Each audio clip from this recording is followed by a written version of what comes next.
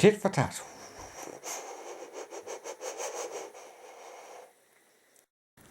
The engines were being cleaned and polished for the day.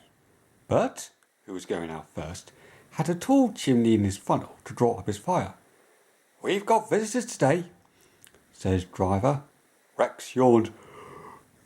"We have them every day," grunted Mike. "But these are special," said the driver. "One takes moving pictures, and the other writes books, so mind you all behave." "But I don't want to be a moving picture in a book," protested Bert. "I want to stay as I am." They all tried to explain, but Bert was still muddled when he went to take his train. The visitors were clergymen. One fat, the other thin. They arrived in a little car. Both had cameras. They shook hands with Bert's driver. "The small controller," he told them, "says you can ride with me and Bert Ted if you like." "Thank you," they said. "May we come later, please?" "Just now the sun shines so nicely that we want to take photographs." Then they asked Bert his name and told him how smart he looked. "These visitors," he thought, "do at least know how to speak to engines." He puffed away, feeling happier.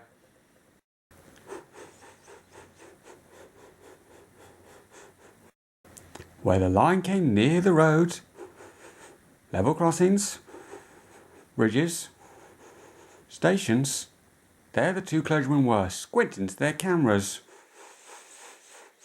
Bert found this rather upsetting. "They're meant waving an engine," he complained. "They can't wave and get good pictures," says driver. But Bert didn't understand. He thought they were being unfriendly. Beep, beep. The little car shot past them once more, but Bert made no reply. "They'll be at the lane next." The lane is a side road. It runs for a short distance alongside the railway. There is no fence. It had rained hard in the night. There were puddles in the lane. The thin clergyman sat in the car. The fat one waited with his camera. He took his pictures, jumped in, and off they went, racing the train to the lane's end. Unluckily, just as they passed Bert, they went through a puddle. Sloosh! Muddy water splashed over Bert's boiler. "Ouch!" said Bert. But the clergymen didn't know. They were heading out of the car. Smiling, they waited for Bert to catch up. But Bert wasn't smiling. "They did it on purpose," he snorted crossly.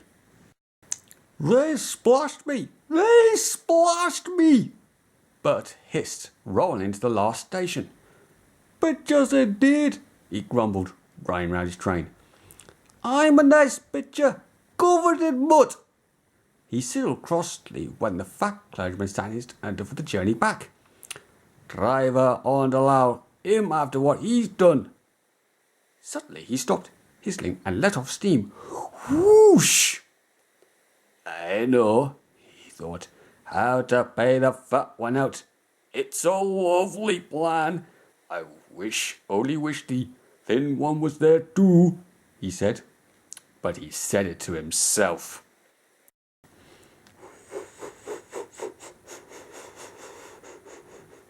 Bert ran nicely till they reached the woods. The line climbs steeply here. Bert usually rushes the hill.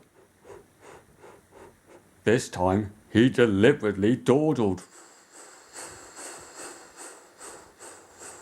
"Come on," said his driver, giving him full steam. This was just what Bert wanted. "Tit for tat, tit for tat," he shouted, storming up the slope.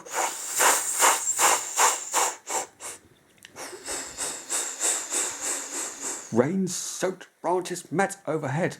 Bert's blast shooting straight up shook them wildly. Showers of water fell on clergyman and driver. Their soaking did not stop till they topped the rise and steam could be reduced for the downward journey.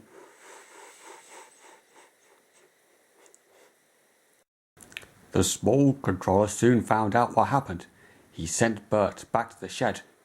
"You're a very naughty engine," he said sternly. "I won't have fruit, Mr. Visitors." "They splashed me," faltered Bert. "I only—" "That's no excuse. I'm ashamed of you." Bert went sadly away. But he was happy again when Rex and Mike came in.